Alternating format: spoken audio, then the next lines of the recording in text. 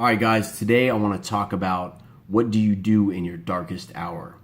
So, we all can be successful and happy when everything's going great. But what do you do in your darkest hour? When the chips are down, when nothing's working out, when everything seems to be falling apart, when you go up against a big challenge and, you're hit with failure, right?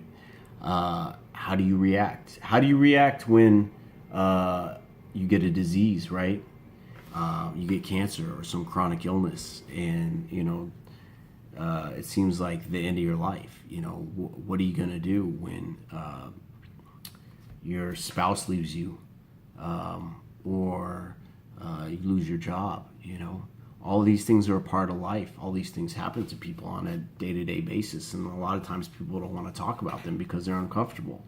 But hopefully in this conversation I can offer some solution. So for me, a big part of my life was dealing with chronic illness, dealing with running a business, dealing with drug addiction and alcoholism, homelessness, all these struggles I've been through. So don't think that my life is just great and I'm preaching from a mountaintop. I'm not. I'm down in the ditches with you guys if you're there struggling. But what came to my attention was that I have to take control of my mind. I have to take control of the only thing that I have control of in a negative situation. So what do you do in your darkest hour is the question for today.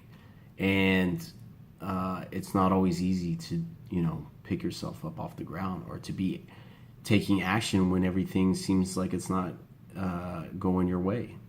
And I think the biggest thing for me personally is to stay active, to even just write a list of things I need to do regardless of the emotion, because the emotions, they'll tell you you can't do something or that you shouldn't do it or that you don't feel like it, and you'll never be successful and you'll never want to do anything, because that's when it counts the most, is when you're down in the dumps and you're not feeling well. That's when it counts. So how do you pick yourself up off the floor? How do you take action? And I would say the biggest thing is write those down. Write down the solutions of what would you do if it did fail? What would you do if you did get here? What would you do if this did happen? Have a backup plan. Have an action list that you can take when you can't think clearly.